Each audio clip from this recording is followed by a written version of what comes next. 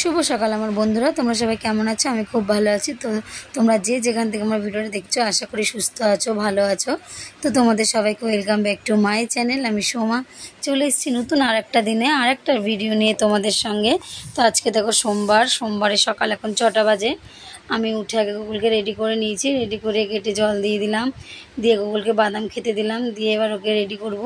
তো আমার একটা ছোট্ট বন্ধু আছে, বন্ধু বললে ভুল হবে, যে আমার ছাত্রী, সে আমাকে রিকোয়েস্ট করেছে যে দিদি ম্যাডাম যে আপনি গুগলের একটু ডেইলি মর্নিং থেকে নাইট রুটিনটা শেয়ার করবেন। তো দেখো আমি তো সত্যি কথা বলতে সময় পাই না, তো ডেইলি রুটিন কিভাবে শেয়ার করবো। তো আজকে সকালে যেটুকুনি পেরেছি আমি করে গেছি। আর বাড়িতে একটা ফোন ছিল, ওই ফোনটা দিয়ে তোমার দাদাভাইকে বলছি তুমি তুলে রাখবে, আমি এসে পরে সেগুলোকে সেট করে নেব। তো তোমার দাদাভাই সেটা করেছে। তোমার দাদাভাই সব বাকি ভিডিওগুলো তুলে রেখেছে, যেহেতু আমি ফিরেছি 4টের সময়, 9টায় বেরিয়ে 4টে, তো আমার তো সময় হয়নি সারাদিনের ভিডিওটা তোলার। তো এদিকে দেখো গুগলকে আমি সকালবেলা তেল জল দিয়ে মাথায় দিয়ে একটু আসতে দিলাম। তো এটা আমার ছোটোবেলা থেকে অভ্যাস হয়ে গেছে গুগল আর মাম্মামকে। তো মাম্মামকে যেহেতু এখন দিতে হয় না, তো গুগলকে আমি এখনও সকালে ঘুম থেকে উঠলে আগে মাথায় একটু তেল জল দিয়ে ভালো করে পরিষ্কার করে মাথা আসতে দিই। তো এটা বলতে গেলে একটা আমার অভ্যাসই। তো এদিকে দেখো গুগল স্কুল চলে যাচ্ছে। গুগল স্কুল চলে গেলে এবার আমি আমার যত সব বাসি কাজ আছে সেগুলো সারবো। তো চলো ভিডিওটা এখান থেকে দেখতে থাকো, আশা করি তোমাদের ভালো লাগবে, আর সবাই পাশে থেকো বন্ধুরা। তো চলো ভিডিওটা এখান থেকে কন্টিনিউ করতে থাকি। আর আমার এই নাইটিটা তোমরা নোংরা দেখে কেউ মনে করো না প্লিজ, নোংরা এটার মধ্যে না সেই দিনকে তোমার দাদাভাই যে কালার করতে গিয়ে আমার গায়ে কালার ঢেলে দিয়েছিল, সেই কালারেরটার জন্য আমার নাইটিটা না এরকম কালার হয়ে গেছে। কিন্তু নাইটিটা এত সুন্দর না, সফট, এত শক্ত যে ফেলে দিতে না গায়ে লাগে। তো সকালবেলা যে কাজগুলো করি তখন আমি এই নাইটিটা পরে করে নিই। তো চলো সকালবেলা অনেক বক বক করা হয়ে গেল, এখান থেকে ভিডিওটা কন্টিনিউ করতে থাকি, তোমরা দেখতে থাকো, পাশে থাকো।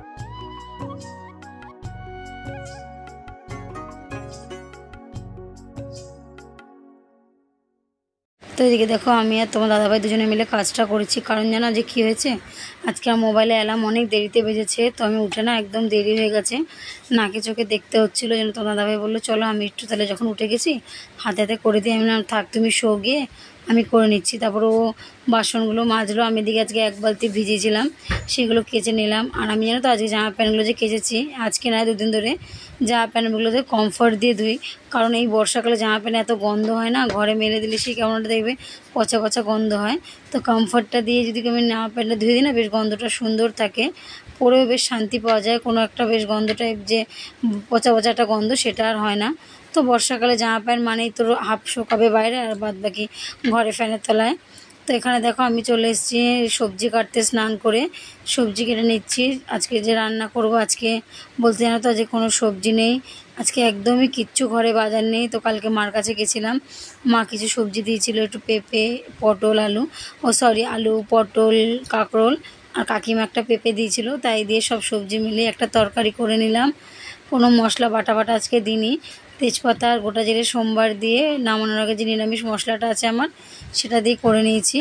আর এদিকে দেখো আমার রান্না কমপ্লিট হয়ে গেছে।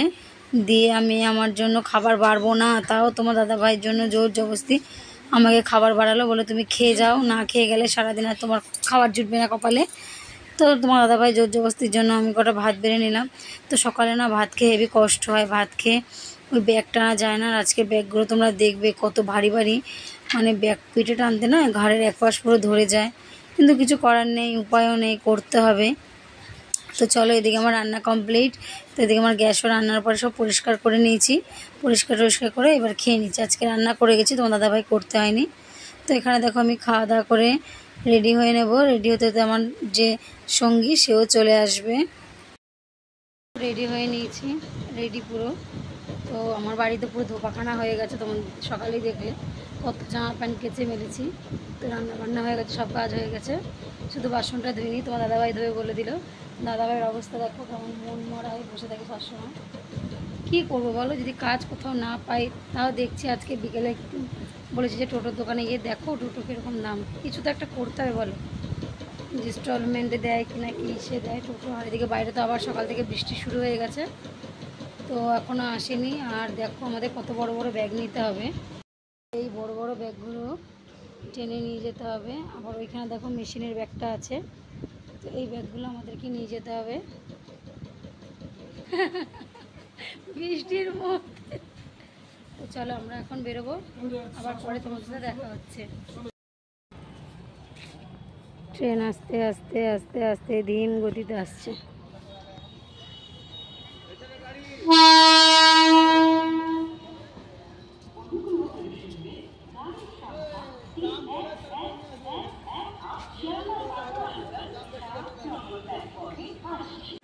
তো দেখো আমরা যে ট্রেনটা যাচ্ছি তার পাশ থেকে আজকে বর্ধমান পাস হচ্ছে। তো রোজ 9:46 বর্ধমান আর ব্যান্ডেলের মধ্যে পাল্লা হয়, কে আগে যাবে। তো বর্ধমান তো হু হু করে বেরিয়ে যায়, কিন্তু আবার গিয়ে কোনো জায়গায় বর্ধমান স্লো হয়ে যায়, ওখানে গিয়ে ব্যান্ডেল আবার বর্ধমানকে ধরে নেয়। তো এই নিয়ে দুজনের মধ্যে রেষারেষি হয়। এই রেষারেষি করতে করতে একদম প্ল্যাটফর্ম, মানে দুটো গাড়ি না কাছাকাছি চলে আসে, মনে হচ্ছে এই গাড়ি থেকে ওই দেখো এই গাড়ি থেকে ওই গাড়িতে বন্ধুদের সাথে গল্প করছে, হাত ধরাধরি করছে, মানে এতটা কাছাকাছি চলে আসে। আর আজকে ট্রেনে যা ভিড় হয়েছে দেখো, মানে মারাত্মক ভিড়। একটা বউ তো নামতেই পারেনি, মানে ঝামেলা লেগে গেছে বড্ড, নামতে গিয়ে ওনাকে এমন আটকে দিয়েছে ব্যাগ নিয়ে। তো এরকম একদিন আমারও হয়েছিল, আমি কিছুতেই নামতে পারিনি, দুটো ব্যাগ নিয়ে, একটা ব্যাগ নিয়ে নেমেছি, একটা ব্যাগ নিয়ে নামতে পারিনি, মানে আমাকে পুরো আটকে দিয়েছে। তো সেদিন আমার একটা ব্যাগ হারিয়ে গেছিলো। আর এদিকে আমরা স্কুলে চলে এসেছি, আজকে হলরুমে প্রোগ্রাম করতে দিয়েছে আমাদের। আজকে আমরা গেছিলাম হাওড়া হেরিটেজ একাডেমিতে।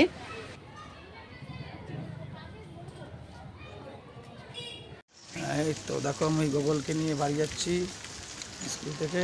হাই বলো বন্ধু থেকে। হাই, কেমন আছো তোমরা? তোমাদের বাচ্চাদের স্কুল পাঠাওনি?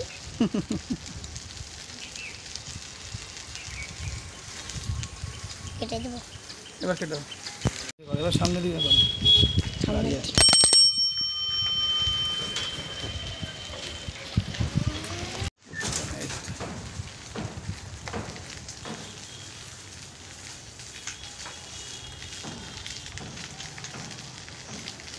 দেখো আমি স্কুল দিয়ে চলে এসেছি।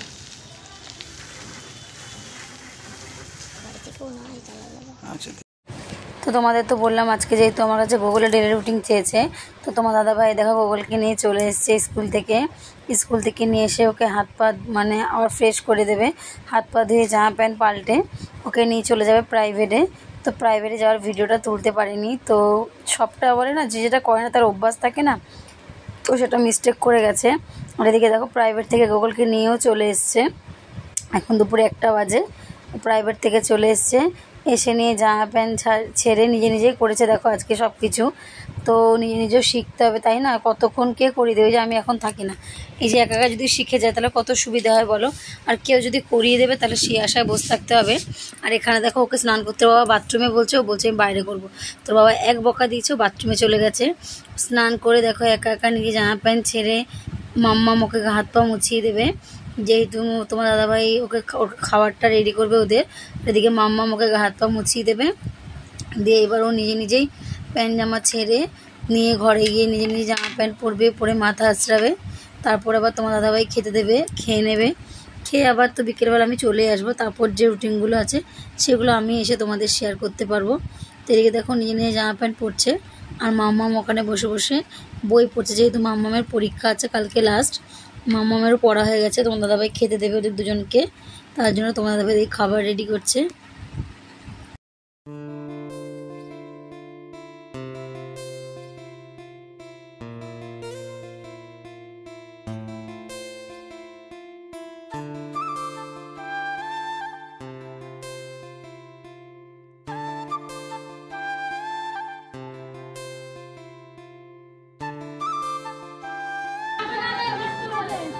বেগুনি আছে আজকে?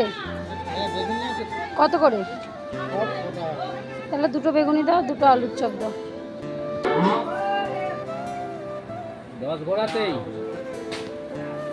এই হুগলি স্টেশন থেকে বলা হচ্ছে। নেমে গেছে হুগলি স্টেশনে, এখন বাড়ি যাচ্ছি। চপ নিয়ে যাচ্ছি, তো দাদাভাই বললো চপ নিয়ে আসো, ভাত দিয়ে খাবে। তো যা তরকারি করেছিলাম মোটামুটি শেষ হয়ে গেছে, এখন আর কি করবো, ওর জন্য চপ নিয়ে গেলাম। চলো বাড়ি গিয়ে আবার দেখা হচ্ছে। এই দেখো